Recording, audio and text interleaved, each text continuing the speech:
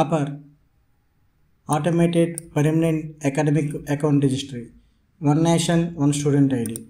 12 అంకెల నెంబర్ తోటి ప్రతి విద్యార్థికి ఒక ఐడి క్రియేట్ చేయాలని ఉద్దేశంతో డిజిటల్ ఇండియాలో భాగంగా digital India corporation, minister of electronics and IT, government of India వారిచే ఫిబ్రవరి 13, 2024న రూపొందించిందే ఈ APAR. ఈ APAR ఐడి జనరేట్ చేయాలంటే ముందుగా మనకి పేరెంట్స్కి అవగాహన కల్పించాలి. వాళ్ళ దగ్గర నుంచి సమ్మతి పత్రాన్ని తీసుకోవాలి. UDS+లోని APAR ఐడి జనరేట్ చేయాలి. తర్వాత దాన్ని డిజిలాకర్కి అప్లోడ్ చేయాలి. ముందుగా మనం APAR ఐడిని UDS+లోని ఏ విధంగా జనరేట్ చేయాలో తెలుసుకుందాం. ముందుగా మనకి udsplus.gov.in వెబ్సైట్కి వెళ్ళి ఇక్కడ login for all modules click చేయాలి. ఇక స్టూడెంట్ మాడ్యూల్ ఉంటుంది. అక్కడ స్టేట్ సెలెక్ట్ చేసుకొని ఇంకొకటిగానే యూజర్ నేమ్ పాస్వర్డ్ అడుగుతుంది. User name, password and captcha కూడా ఎంటర్ చేయాలి. ఎంటర్ చేయగానే మనకి వెబ్సైట్ ఈ విధంగా ఓపెన్ అవుతుంది. 2024-25 క్లిక్ చేయాలి. క్లిక్ చేయగానే మనకి ఈ విధంగా డిస్ప్లే అవుతుంది. గమనించండి, లెఫ్ట్ సైడ్ మనకి APAR మాడ్యూల్ అని కనబడుతుంది. ఈ APAR మాడ్యూల్లోనే మనం APAR ఐడిని జనరేట్ చేయాలి. అందుకని ముందుగా మనం గమనించాల్సిన విషయం ఏంటంటే, లిస్ట్ ఆఫ్ ఆల్ స్టూడెంట్స్లోకి వెళ్ళి యాక్టివ్ స్టూడెంట్స్కి వెళ్ళి ఈ రైట్ సైడ్ మనకి ప్రతి స్టూడెంట్కి ఈ విధంగా verified from UIDI against name and gender and date of birth అని గ్రీన్ కలర్లో ఉంటేనే మాత్రమే మనకి APAR ఐడి అనేది జనరేట్ అవుతుంది. ఆ విధంగా కాకుండా ఈ విధంగా ఇక్కడ రెడ్ కలర్తో ఉంటే మాత్రం మనకి APAR ఐడి అనేది జనరేట్ అవ్వదు. ఒకవేళ ఈ విధంగా ఉన్న వాటిని అప్డేట్ చేయాలంటే ఇక నేమ్పై క్లిక్ చేయగానే మనకి స్టూడెంట్ యొక్క రికార్డు ఓపెన్ అవుతుంది. విద్యార్థి యొక్క పేరు, జెండర్, డేట్ ఆఫ్ బర్త్, అదేవిధంగా ఇక్కడ ఆధార్లో నేము, అంటే ఆధార్లో నేము, ఈ వెబ్సైట్లో నేము ఒకే విధంగా ఉండే విధంగా ఇక్కడ మనం ఎంటర్ చేయాలి. దానికి కానీ ఇక్కడ టిక్ ఉంటుంది. Do you want change Aadhaar details in SDMS అని ఉంటుంది.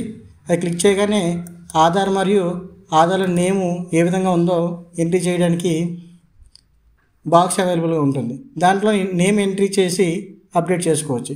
ఇక్కడ గమనించండి, APARకి స్టూడెంట్ యొక్క మొబైల్ నెంబరు లేదా పేరెంట్ యొక్క మొబైల్ నెంబరు తప్పనిసరిగా ఎన్రోల్ అయ్యి ఉండాలి. ఇంకో విషయం గమనించండి, APARలో నేము అనగా ఆధార్లో నేము మరియు రికార్డులోని స్టూడెంట్ నేము ఒకే విధంగా ఉండాలి. ఒకే విధంగా ఉంటేనే మాత్రమే APAR అనేది జనరేట్ అవుతుంది, లేదంటే APAR ఐడి అనేది జనరేట్ అవ్వదు. ఇంకో విషయం గమనించండి, APAR ఐడి జనరేట్ చేయాలంటే ముందుగా జనరల్ ఫైలు సేవ్ చేసి ఉండాలి. ఇది సేవ్ చేస్తే మాత్రమే APAR ఐడి అనేది మనకి జనరేట్ అవుతుంది, లేదంటే APAR ఐడి జనరేట్ అవ్వదు. ఇప్పుడు మనం APAR ఐడిని ఏ విధంగా జనరేట్ చేయాలి చూద్దాం.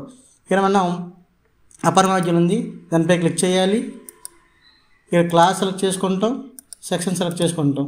ఇక్కడ విషయం గమనించండి, ప్రస్తుతం వీడియో చేసే సమయానికి 9వ క్లాసు, 10వ క్లాసు మరి 11వ క్లాసు, 12వ క్లాసుకి మాత్రమే APAR ఐడి అనేది జనరేట్కి ఆప్షన్ ఇచ్చారు.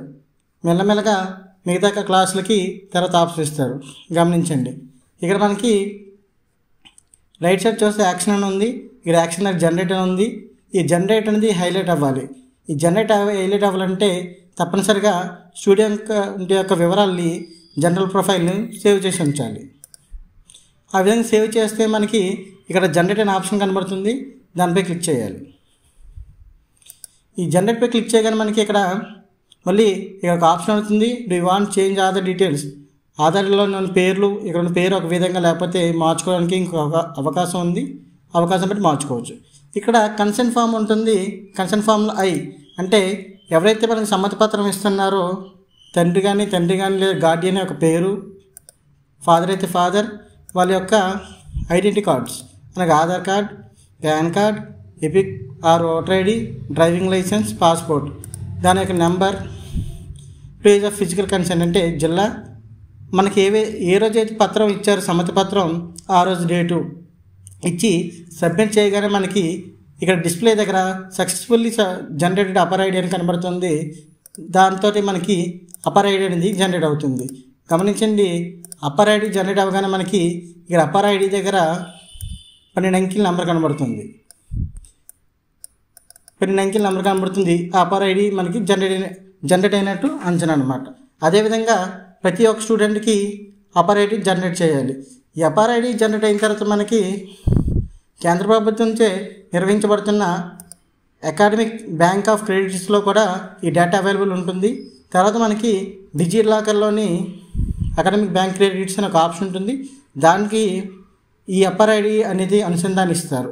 దాని ద్వారా విద్యార్థికి ప్రాథమిక తరగతి నుంచి ఉన్నత విద్య వరకు ఆ ఐడి ద్వారా వాళ్ళ యొక్క మార్క్స్, గ్రేడ్స్, మిగతా వాళ్ళు సాధించినవన్నీ కూడా ఈ ఐడిలోని పొందుపరుస్తారు.